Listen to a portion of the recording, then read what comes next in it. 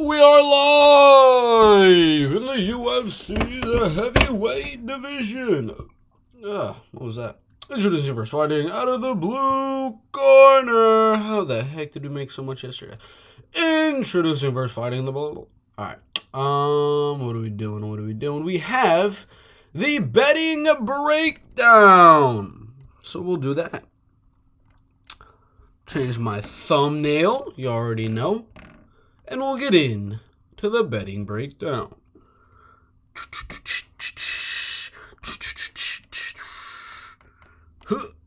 Alright.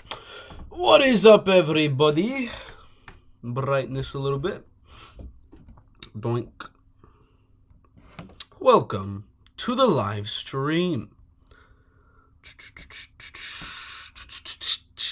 What is up, Tomas Manzanero? Welcome to the live stream. You already know what we're about to do. We have the UFC 285 Jones versus Khan full card betting breakdown. This is going to be quite interesting because, well, I'm going to be making a lot of videos around just this one video because I'm going to do UFC 285 predictions and betting breakdown, which is what I'm about to do. My best bets for the card. And then UFC 285 betting breakdown, full card prediction and confident picks, compacting all of my videos together into one video. And then we might do a Jon Jones Ciryl Gane prediction and betting breakdown as well, which I do want to do. But someone was suggesting earlier today that I do a UFC 285 overs and unders. Best overs and unders. I mean, it doesn't sound like a crazy video or anything like that, but over 1.5, over 2.5, under 2.5, whatever the case may be, there could be some good parlay opportunities for those fights. Best overs and unders of the card. Why not? We'll put a little exclamation point. So that is what we're doing in the live stream. Without further ado, let's get into it as we go on to the heavyweight division. UFC 285 Jones versus Khan. Full card prediction and betting breakdown. Now, I'm going to be honest. I'm going to give these predictions very, very fast to you right now. I got Jones in the main event. Shevchenko, Shavkat, the underdog.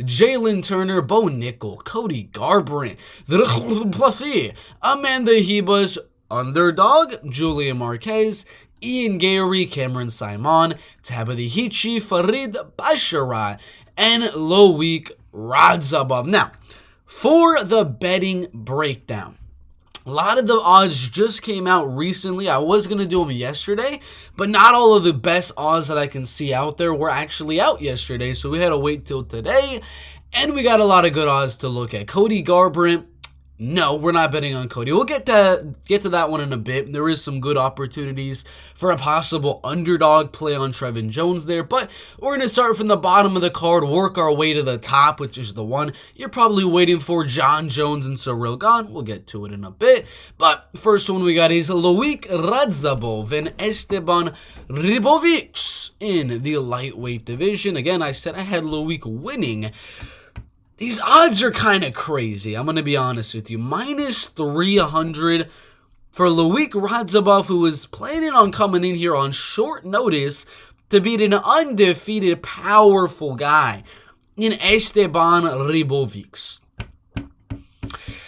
That's a little iffy in my opinion. That is a little bit iffy in my opinion. Now, it's definitely not like a parlay piece on Loic Radzhabov, so we're going to take that right out of the equation. There's no way you should be parlaying Loic Radzhabov. In the money line, pretty much a money line underdog better pass. It's that plus 235, 225, around that range on Esteban Ribovics, or you just do not bet the fight. Now, Ribovics by TKO or knockout, now that does interest me a little bit because that's just absurd how big a plus money it is, but you got to look at the fact that Loic has never been KO'd. All right, where does that leave us? We got a guy that doesn't really get knocked out. We got a powerful guy in Esteban. who has never been finished. Loic has never been finished. And is plus 158 to go to a decision. See where I'm going at here? It seems like the obvious thing to do for this fight with Esteban Ribovics and Loic Radzhabov is going to be the goes to a decision. In my opinion, maybe even Ribovics scorecards no action, because Loic Radzhabov is not really like a go out there and finish you every single time he goes out there. He gets a finish every now and they got that knockout on Akhman Aliyev, a guillotine on Zach Zane, but most of the time he's getting a decision win. So the two things that I look at for Loic Radzhabov and Esteban Ribovics would be the scorecards no action on Esteban Ribovics for almost 2-to-1 value at plus 170. I think that has decent odds there. I would peg it pretty close on if there's a finish, it'd probably go to either guy. But I don't actually expect a finish in this one. I do think it goes all the way.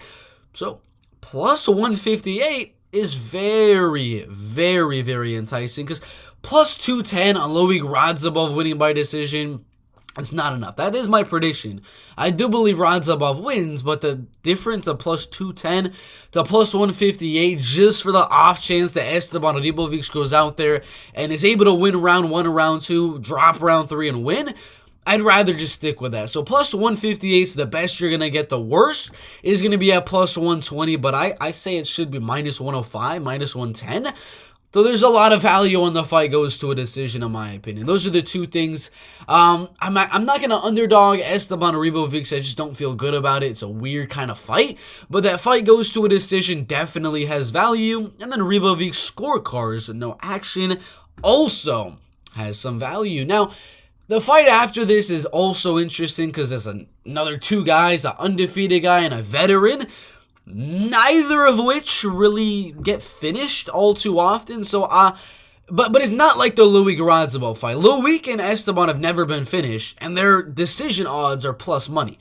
Whereas Farid Basharat, it's at minus 136. Not really there to where I like to put money on the fight goes to a decision. And even if I were to say my prediction on Basharat by decision at plus 110, it's really just not enough value for me to lay enough money on Farid Basharat to win like that. So this doesn't really seem like a fight worth betting for the most part, in my opinion, because Basharat scorecards no action. Yeah, I believe if there's a finish, it'll be Basharat, but laying minus 450 down definitely is not going to be worth it. And minus 136 to go all the way, not worth it. Farid by decision plus 100 is not worth it. So this definitely does seem like one of those passing type of a fights. Because even the money line, if you're thinking about parlaying Farid Basharat, you're really confident in Farid winning, I feel good about Farid winning. I'm not going to go out here and say an 80-90% of the time this man is winning, because those are the odds you'd have to have for the odds to actually make sense to put him in a parlay. I don't think the odds make sense. Not a parlay piece for Farid Basharat. No decision bets on here. It's a pass type of a fight for me. Damon Blackshear, Farid Basharat, I would not recommend betting.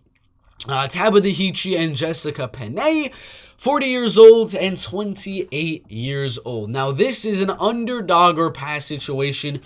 1,000%. You're getting a median odd for Tabitha Hichi at minus 300, minus 310, minus 340. I mean, 3-to-1 odds. You got to lay $300 down to get $100 back on a Tabitha Hichi bet. The fight goes to a decision is not enough. Yeah, I think it goes to a decision, of course.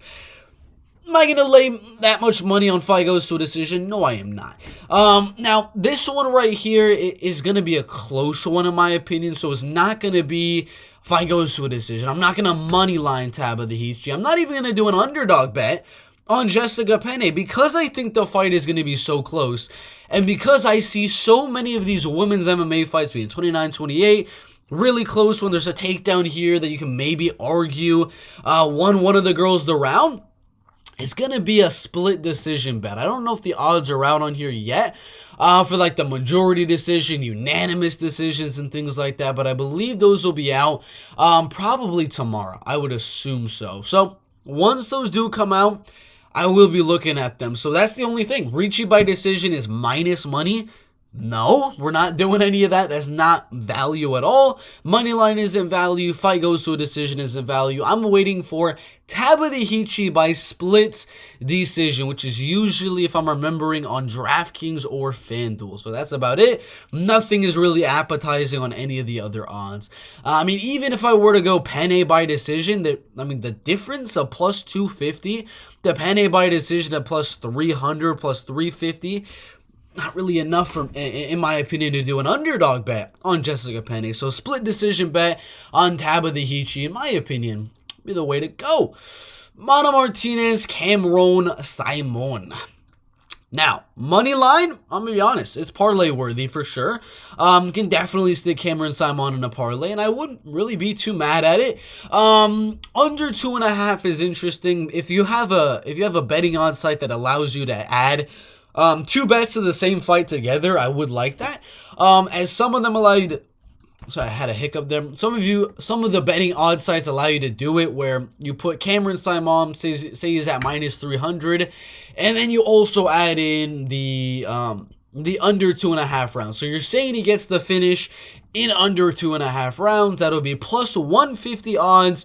Whereas if you go to just regular Simon inside the distance, you got plus 115, plus 125, plus 130. You get it a little bit better for under 2.5 rounds. And I know he's coming off a late third round knockout win. I don't know. Yeah, really for this one, I would say most likely if he's going to win, it'll probably be in the second round, in my opinion. So a second round knockout would be most likely, because I don't think he's going to go out there looking for a submission. He wants a good knockout on a pay-per-view stage like this.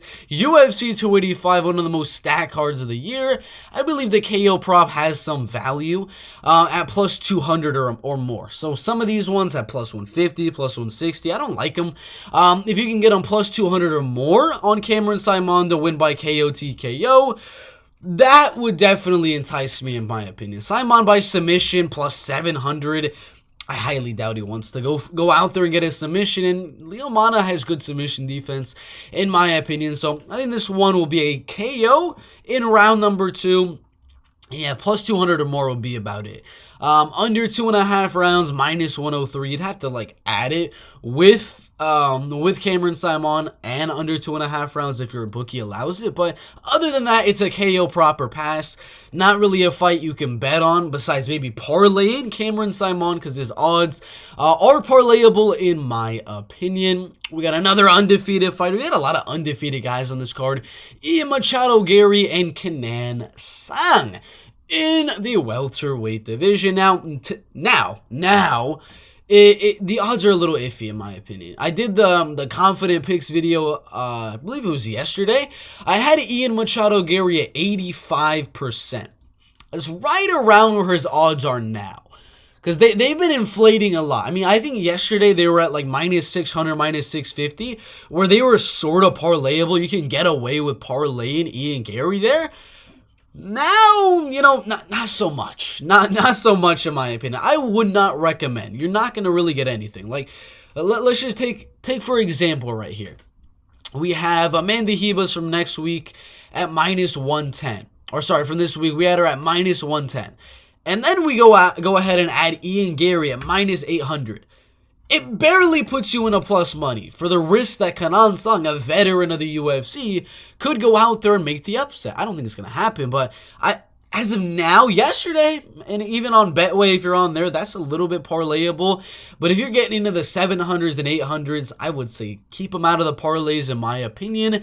Over 1.5 rounds, under 2.5. Fight goes to a decision. I do have Gary by knockout. That is my prediction. But I'm 50-50 on a KO or a decision. I'm pretty 50-50 on it going all the way or Gary going out there and getting that TKO. So it's another one of them where, yes, I think he should get the knockout, but it's still minus money, and I don't feel more than 50% confident that he's going to go out there and knock out Kenan Sang. So the only thing would be to do, I don't think those odds are out yet, but once they are out, is the Ian Gary by a unanimous decision, specifically unanimous, because Gary by just a straight up decision is at plus 280. By unanimous, you can get up to like plus 350, and I don't think it's necessarily going to be a super close fight. So I don't think we're gonna have a risk of it being a split decision or anything like that. So I would wait for the unanimous decision. I don't think the KO prop has much of anything there, unless you're able to do Gary by KO in round 1 or Gary by KO in round 2. There's one of them that I saw, Ian Gary in round 1 or round 2. See, that's not enough. Minus 134 just is not worth it, in my opinion. I'd wait for the unanimous decision prop. Probably is not going to hit because I do believe Gary will get the knockout, but value-wise, it is definitely the most valuable bet in that Ian Machado Gary Kenan Song fights. Next one we got is Julian Marquez and Marc-Andre Barriault. Obviously, you saw I picked Julian Marquez to win. So, underdog bet is pretty much the only way to go. Minus 160 on Marc-Andre Barriault. You are crazy if you're betting that. He might win. He might go out there, lose round 1, come back and win the next 2 rounds. It's very possible. I've talked about this fight being one of the closest on the card, just depending how can Julian Marquez land those big shots in round 1. And if he can't get the finish, can he keep it going in round number 2? It's a close fight. It's an underdog or pass on the money line. I see that has some value. For like the over 1.5, what is it? Fight goes to a decision and things like that. I believe Marc-Andre Barriault by decision actually has a lot of value. You might not think it. I just picked Julian Marquez to go out there and win the fight. But if there's a bet to make on the prop side over here, it'd probably be Barriault by decision. If he's going to win, I don't think he's going to knock out Julian Marquez, because the odds are saying that he's more like... Sorry, but I had a hiccup again. They're saying that he's more likely to go out there and get the TKO on Julian Marquez. I'm going to be honest, I don't believe he's more likely to get the knockout. Right here, even on Tapology, they're agreeing. 58% decision, 28% knockout. I don't know where the line is coming from, saying that he's more likely to get the knockout. Yes, he has 9 knockouts on his record. But, the Jordan Wright fight, he's just got a guillotine. Decision, Dolce Jambula, and Abu Azaitar. It took him till 4 seconds left in the 3rd round to go out there and get the finish. All the other fights, not able to get the finish. Can't finish Andrew Sanchez, the man that has been knocked out so many freaking times in his MMA career. KO loss, KO loss, KO loss, KO loss, and then Marc-Andre Barriault's not able to finish him. Krzysztof Jotko, that guy doesn't get finished. Junior Park, he doesn't get finished too often, but only recent knockout win for him was an Abu Azaitar ground and pound knockout win in round number 3. I'm not really feeling a Marc-Andre Barriault KO. And I know what you're saying. Julian Marquez just got knocked out by Gregory Rodriguez. Do I care? That is Gregory freaking RoboCop Rodriguez. That man walks forward and throws leather. As soon as he fell in love with his hands after the Junior Park standing KO, after the Al Matavallo, Josh Frem knockouts and things like that, the man just started coming forward. That dude is a knockout machine in the UFC's middleweight division. So no, I'm not worried about Julian Marquez going out there and getting knocked out. I do believe if there's a finish here between Julian Marquez and Marc-Andre Barriault, the finish is going to be from Julian Marquez. Chris Harris, 4-0 undefeated guy, unable to finish. Alessio Di Chirico, split decision, unable to finish. And it took Gregory so many freaking punches to finish Julian Marquez. So, I know that was a long explanation, but I do believe this one down here is also going to have value. Marquez, scorecards, no action, is almost at plus money. I think he's more likely to get the finish than Marc-Andre Barriault, considering, Marc-Andre Barriault is also coming off 2 finish losses inside the UFC. Chidi and Njokuani, where he got starched, and then Anthony Hernandez, as well as the fact that Julian has more power. He's got more finishing ability as well. But if you don't want to do those ones, and you do believe that Marc-Andre Barriault is going to win, he's not going to get the knockout, I promise you guys. I can't really make promises in this type of a game, but if he's going to win this fight, it'll be a battle, and it will be a decision, 3-round banger in the UFC's middleweight division right here. Plus 270 on Barriault. Value, 100%. But ding, ding, ding, ding. Next fight is Viviane Araújo. I mean, maybe if Amanda Ribas somehow becomes an underdog, maybe I consider putting some money on her, but yeah, minus 120 for such a close fight. I'm not laying anything on that. Minus 210 for goes to a decision. That's honestly not as bad as I thought. Minus 210 is decent. Is very, very decent considering the fight. But Viviane Araújo, you got to look at her. I mean, that's why I'm saying minus 210 is decent. Decision. That's 1, 2, 3, 4, 5, 6, and 7. Only been finished once in her MMA career and only one finish inside the UFC against someone that is not inside of the UFC, Amanda Ribas. Decision, yes, she got knocked out, and her only finish inside of the UFC against two girls that are, well, not inside of the UFC. Do believe this one goes to a decision. Minus 210 is actually quite tempting. Minus 250 is a little steep, but if you're on FanDuel and you got this minus 210, I'm going to make a little parlay. Why not? We got the minus 110 on Amanda Ribas. You add Valentina Shevchenko, and then you add Bo Nickel. It's not showing, but it's definitely going to be there. You got plus money for Bo Nickel by finish, Valentina Shevchenko on that fight going to a decision. I actually think minus 210, pretty decent. Pretty decent for Amanda Ribas, Viviane Araújo. For either of them to win, Ribas, yeah, there's nothing there. Plus 155 is absolute dog doo-doo, in my opinion. Yeah, there's nothing else. Minus 210 is not that bad. I was expecting like minus 300 or something like that for this type of a fight, but no. That is quite good. That is quite good indeed. So, yeah, that's about it for that fight. I don't like betting women's MMA too much. Derek Brunson in the middleweight division, 29 and 39 years old. This one right here, I don't think a bet on Driku would be good. If he was at minus 175, minus 180, I think he'd have some value, but he's pushing 250 right now. Not a lot there in my opinion. Over 1.5, that's a 50-50 one in my opinion. Plus 135. This is one where we have to go on to DraftKings for it, because there's a specific bet I think would be decent for the Driku du Plessis fight. Let's check the odds out really quick. I remember looking at it yesterday, and it was like an under plus Driku du Plessis winning, and I did like the sound of it a little bit. So we go, what are they? Fight parlays right here. We got Driku du Plessis to win and the under 1.5 rounds. Driku du Plessis to win and the under 1.5 rounds. Because the under one, okay, that's not enough. Because plus 135 is on BetOnline right there, and it's just for the under 1.5 rounds. Yeah, that's not enough in my opinion. Plus 140, are you serious for that? That is interesting indeed. Derek Brunson to win and over 1.5. Trying to think of it. Driku du Plessis. So is there one that says Driku in round 2 or 3? I do not expect a du Plessis finish in round 1. If he's gonna get the finish, I think it's gonna be in round 2 or in round number 3 by KO. He's not submitting. He's not gonna go out there and submit him. So I need to find that. Driku du Plessis to win by KO round 2. And then in KO in round 3, plus 500 and plus 1,000. Is there a way to add them together? I don't know. Round props? No, I need to find that.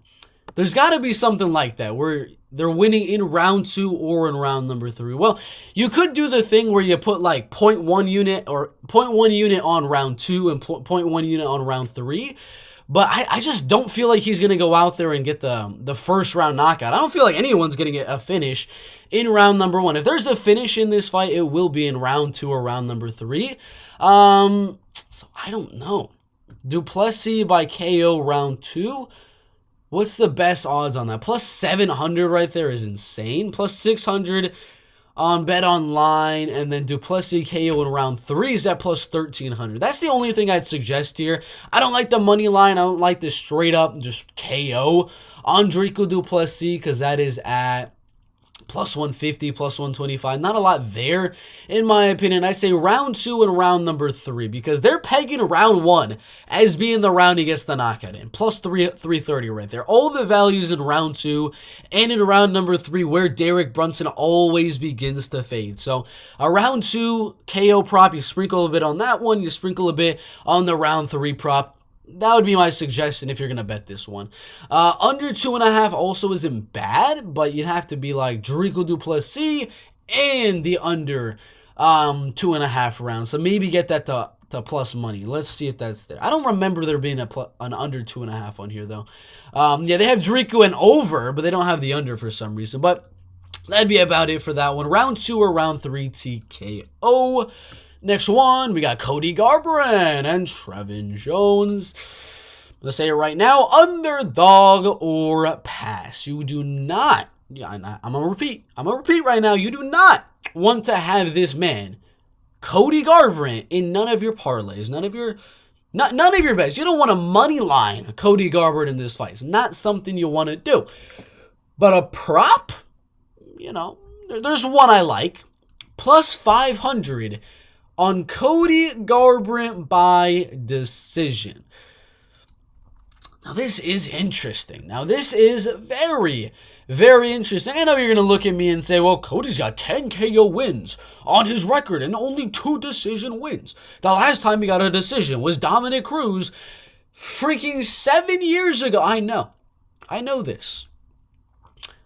But the value, I don't think the fight, 50-50 if the fight goes all the way. I mean, this is one of those fights. I'm not going to be surprised at all if Trevin goes out there and starches Cody Garbrandt. If Cody Garbrandt goes out there and knocks out Trevin Jones. I will not be surprised if we see a bad KO from either of these two guys right here. But you have to look at the wins and losses of Trevin Jones. The man goes to a decision a lot. The guy goes to a decision a lot. He's never been KO'd.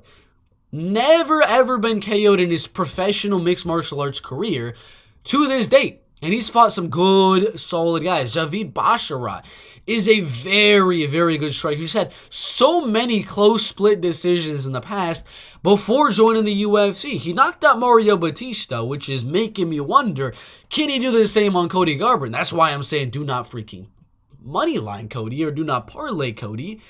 But plus 500 on Garbrandt decision, fighting a guy that has never been KO'd and has only been finished by submission freaking 10 years ago by rear naked choke submission and by side Yokub Kakramanov, one of the best grapplers in this division.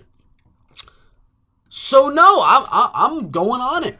Plus 225, yes, that has value. Plus 500 on Cody Garbrandt by decision, my actual prediction for the fight. Heck yes, that has some value. I mean, what is this? Plus 120 for Garbrandt by TKO? Plus 120? That's nuts in my opinion. Jones by TKO is the only thing you should be betting. If you're going for finish on Trevin Jones versus Cody Garbrandt, that's it. Jones wins by TKO is it, in my opinion. Garbrandt is minus money on scorecards, no action. You can get plus 160 on Trevin Jones to win. Inside the distance, scorecards, no action. It is insane. So I'm saying either fight goes to a decision at plus 225, my guy. Even if you're on one of the other ones, plus 175. I still think that has value. And if you got Trevin Jones winning, all right, probably bet him by TKO. I don't think if Trevin Jones gets the win, I don't think it's going to be a decision. Most likely, he's probably going to catch Cody with something. But if Cody's going to win, I don't think he's going to knock him out. I could be totally wrong. You guys can be watching this on Saturday right now after Cody goes out there and starches Trevin Jones. But Trevin has never been knocked out. Never. And they're giving him plus 100 odds right here that he gets the knockout. No. Plus 500 Garbrandt decision, plus 225 fight goes to a decision. That's it. That's it. No money lines, no underdog bets. It's Trevin Jones by KO, plus 300. That has value for sure. It is Cody Garbrandt by decision, plus 500. That has value for sure. or fight goes to a decision. If you're afraid, maybe Trevin just rocks Cody a few times and steals the decision. All right. Either of those bets, they all have value. All right. Bo Nickel, Jamie Pickett, you already know. Do not do the money line. Sorry to say. There's nothing there, guys. Minus 2,200 is doing nothing to your parlay. But there is something that'll, do a little bit of something. Not really that much, but it'll do a little something. And that little something is nickel inside the distance. Minus 450, minus 500. Parlay piece. That's it. That's really all I got to say about it. And nickel by knockout is value as well. But yeah, if you're going to parlay anything on this card, nickel inside the distance. Jamie Pickett is so finishable. I mean, the UFC chose the absolute perfect guy for the job. I mean, the man got knocked out by Jordan Wright in a minute. He got taken down and smashed by Kyle Dawkins. Kyle's nowhere near the wrestling or grappling pedigree of Bo Nickel. Then he just got knocked out bad by Dennis Chilinen. Got arm triangle by Charles Bert, who's nowhere near the wrestler or grappler. As my man Bo Nickel, he's going to get the finish. All right, that's all. That's all I really got to say for that fight. Mateusz Gamrot and Jalen Turner. I talked about it in my prediction video, I believe. I don't know when I did it, like 2 days ago, 3 days ago. I'm not too sure. I talked about it. It's an underdog or pass. It's a 50-50 fight in my opinion. I lean Jalen Turner ever so slightly to just have the bigger moments, land the bigger shots, go for the finishing blows, and be rewarded for such in the judges' scorecards and win a decision. I know. You probably think I'm crazy saying the fight goes to a decision. You might be right. You might be right in saying it'll probably be a finish. Jalen's going to rock Gamrot. Gamrot's never been finished. You can be out there and say, well, Jalen Turner's going to get finished. Jalen's been finished plenty of times as a mixed martial artist, and I'll say, yeah, he's been finished a few times. Vicente Luque, up a weight class on his UFC debut in short notice. And then 6 years ago and 7 years ago. That's it. The man has yet to be finished in the last 5 years. Neither man has yet to be finished once in the last 5 years. I think the fight goes all the way. I think we have a competitive war. Mateusz Gamrot, that's what he's saying in the interviews. He doesn't expect this one to be early fast. He expects this to be a 3-round battle. And in a battle between Jalen Turner and Mateusz Gamrot, I think Turner's going to land those harder shots. I think Turner's going to rock Gamrot a few times, go for some submissions. Now, he might go for the submission and Gamrot gets the takedown, and that'll put Gamrot in an advantageous position, but it is such a close fight, in my opinion, between Gamrot and Turner. So, these type of close fights, you got to underdog or pass. And if you're not going to do that one, well, you can go right down here and look at this craziness that has a Jalen Turner by decision at plus 7. What the heck? 700. Plus 700. That is nuts. That is absolutely nuts.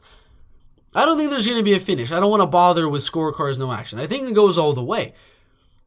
If I was predicting Gamrot to win this fight, I'd say by decision, but I still would not bet Mateusz Gamrot to win by decision because I'd still believe it's a very, very close fight.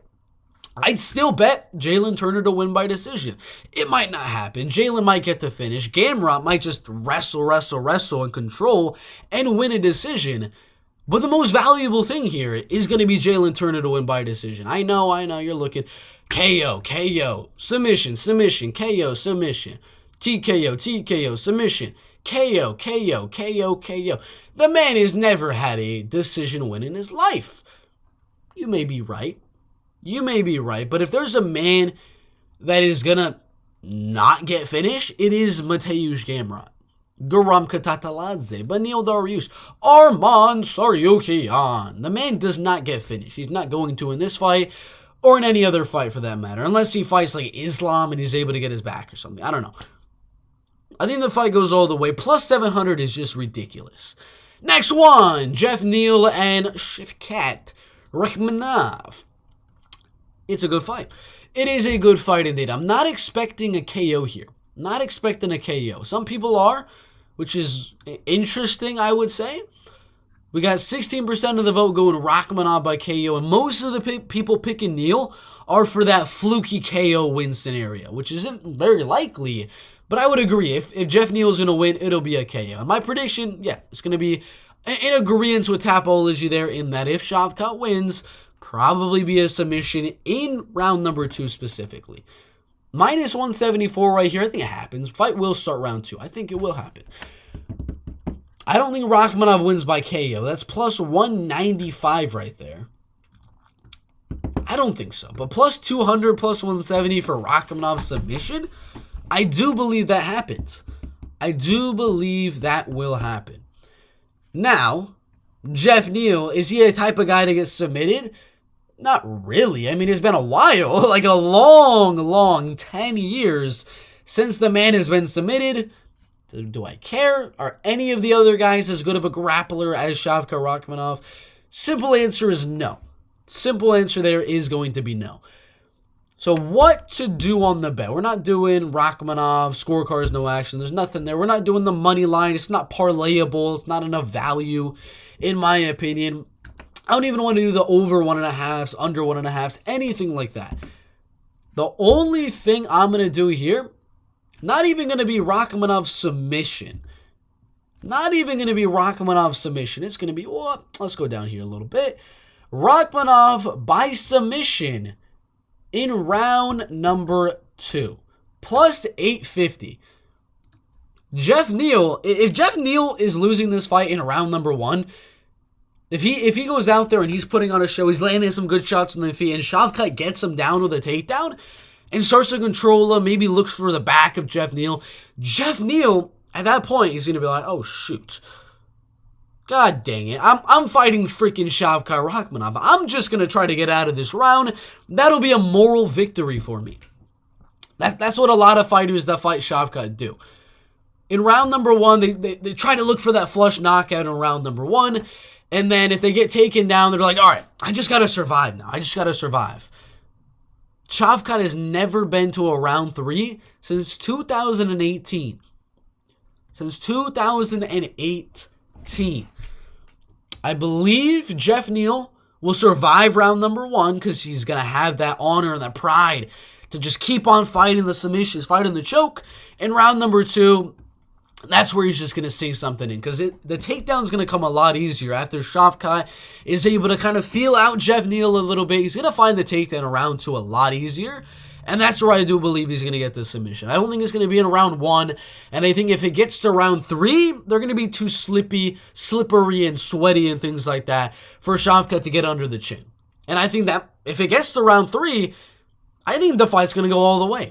If he doesn't get the finish in round 1 or round 2, the fight's going to a decision, in my opinion. So that leaves me with only a Rachmanov submission round 2. That's all I would do. That's all I would do. And look, there's money coming down on it. It was probably me. It was probably me, to be honest with you. But it was February 28th. Nah, I did mine this morning. So that was not me, I guess. But still, plus 850 is a heck of a lot of value. Because you're only getting just straight up submission any of the rounds, or I actually don't believe he's going to get it in round 1 or round number 3. You're only getting plus 170, and in some cases, plus 135. You're almost getting 10-1 odds on round number 2. And round number 2, that's the magic round for Shavkat, in my opinion. So that's about it. No money lines, no parlays, no inside the distance, decision, no action, submission round 2. That's about it. Good value there. Good value there. I talked about this one earlier in my Parlay of the Week video. We're going to have to go on to DraftKings for this one. This one I like. I really feel good about this one. Let's see. And I know a lot of you guys are going to be like, wow, that actually is a very solid bet. That's pretty decent. Wow. I like that. And that bet is going to be Valentina Shevchenko. No, I'm just kidding. Minus 800, no. We're not doing anything with minus 800 Valentina Shevchenko. Nah, there's not really a lot there. But minus 200 Valentina Shevchenko and simply over 1.5 rounds? Just over 1.5 rounds, that's it? That's all? It just has to go 1.5 rounds.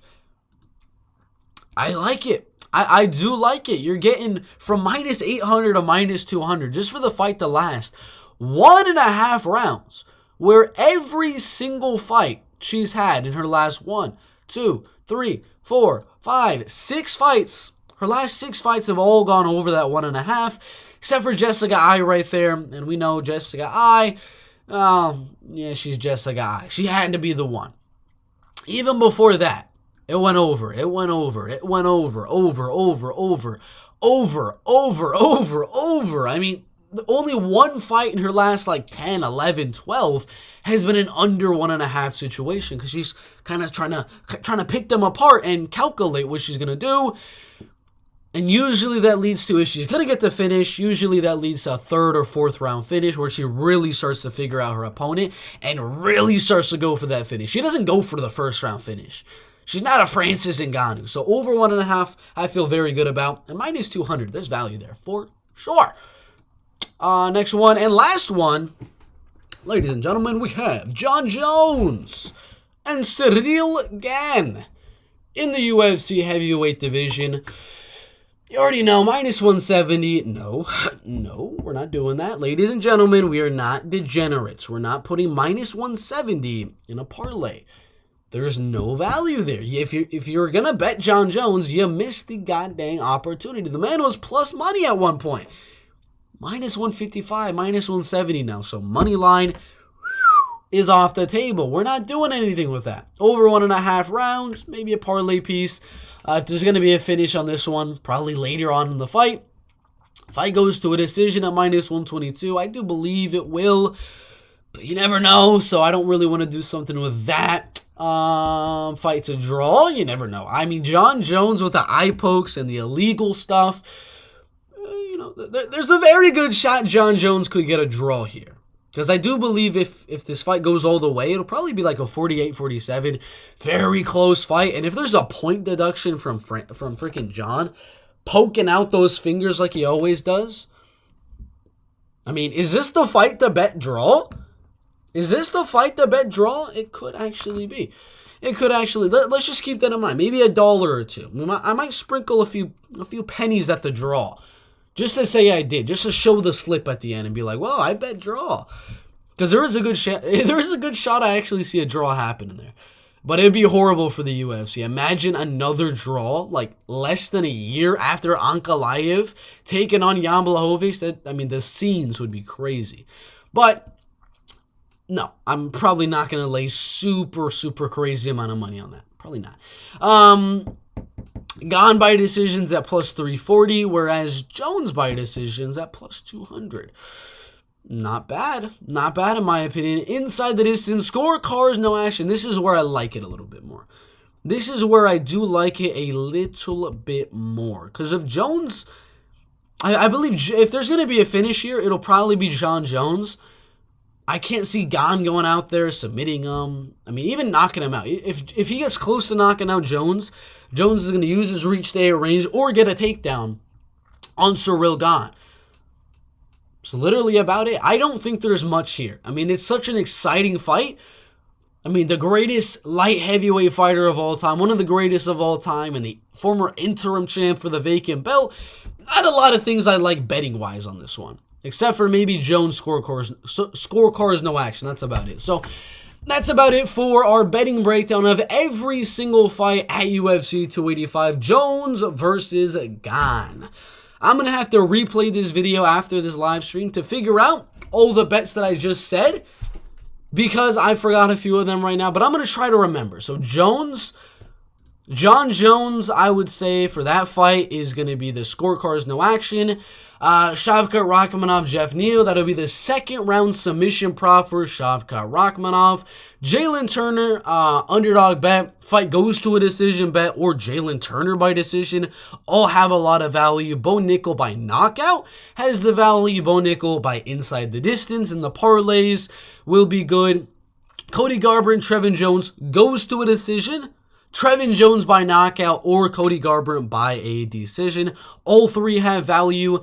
Valentina Shevchenko to win plus the over 1.5 rounds. For Dricko Du Plessis, Derek Brunson, a second round KO sprinkle, and a third round KO sprinkle. Amanda Heba's fight goes to a decision, has value. Julian Marquez money line has value, and the Marc-Andre Barriault decision prop also is going to have value.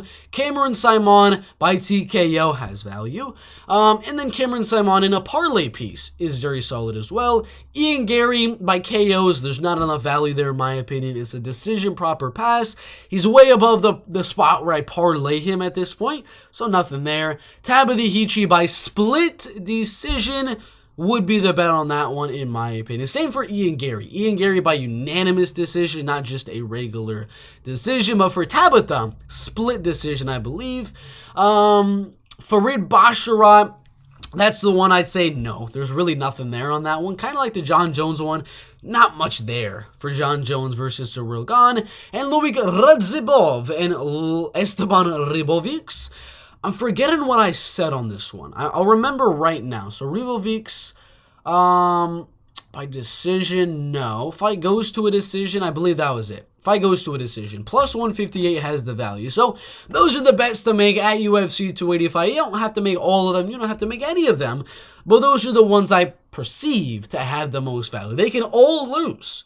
So bet at your own discretion. Do not bet money you are not able to lose. Thanks for watching. Make sure to like and subscribe if you want all the bets that I'm actually going to make, because I'm not going to bet every single one of these. I'm just telling you the ones that have value. So if you want to see the parlays that I'm going to be making for this card and every other card, if you want to see the props that I'm going to do for this card, if you want to see the money lines and underdog bets, you'll probably already know, because obviously I'm going to bet the underdogs I think are going to win because they're underdogs. That's automatic value.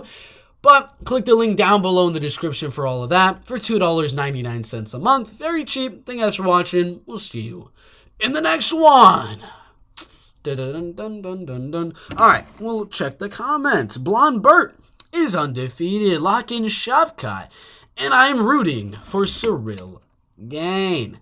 I can't see that second comment. What does it say? Gone for the win. Charlie Dennis. It's very possible. Why is YouTube hiding your videos from me? I forgot you existed because I didn't post for a very, very long time. So YouTube, I mean, they don't really have enough videos from me recently to push out to the algorithm. So I've been gone for too long that YouTube kind of actually forgot I existed. My prediction was also Simon by round 2 TKO. Interesting. Christina Mendoza. Great content. Thank you so much. I'm a little worried about Julia Marquez's chin after how much damage he took against RoboCop. It was disgusting. You never know. You never know. Bert, did you dye your hair for state? What did you place? I did not place. I did quite garbage at states. I lost to number 1 in the state first. And then I lost to I believe it was number 8 in the state after that. The first one was a pin, but my shoulder was not on the mat. I watched it back. I was not pinned. That was a robbery, as they would say in MMA. And then the second one I lost by 1 point because I was winning all the way up until the third round where I got tilted because I'm not that good on bottom.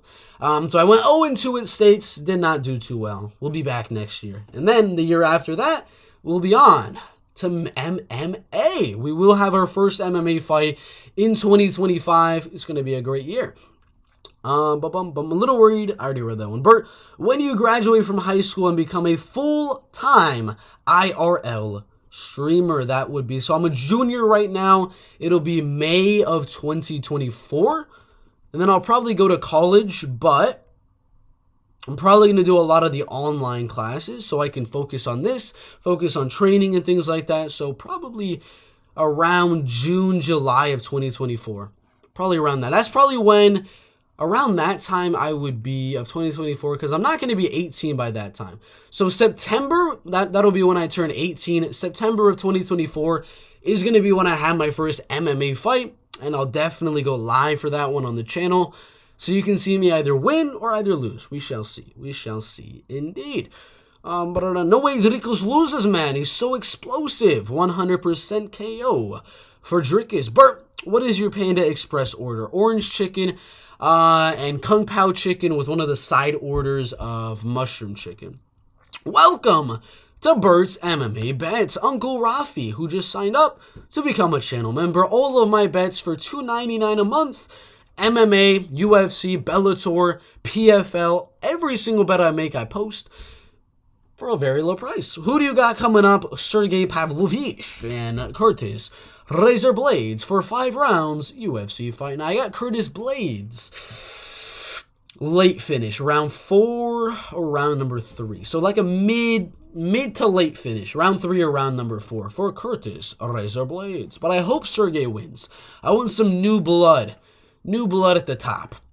MMA Joey has amazing. Okay, Shavkat Salak, no such thing. How you escape from inside MMA Joey's stomach? I brought a knife with me. How much money are you betting on this card? So far, not so much. Probably around $1,000, but we'll probably end it with around $2,000. Maybe 2,500 if we're feeling good.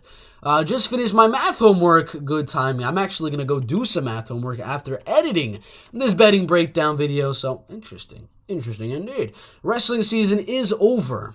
That is why I'm back. That was the only reason I was gone, because the weight cut. I was legitimately cutting 25 pounds. Mainly of water, and some of the food that was in my stomach as well. But 25 pounds from 145 pounds to 120 pounds was kind of rough. And it took a lot of time to do, because I had to run, I had a bike, I had to go wrestle. I mean, I did not have a lot of time to do MMA videos. But now I'm back, and hopefully next year I'm not going to cut as much weight. Thoughts on Nubby MMA, bro? I actually have not watched any of his videos, so I'm not too sure. Thoughts on Bert? I'm not saying that. Strickland's burner. I know you. I'm not saying that. Big man Bert.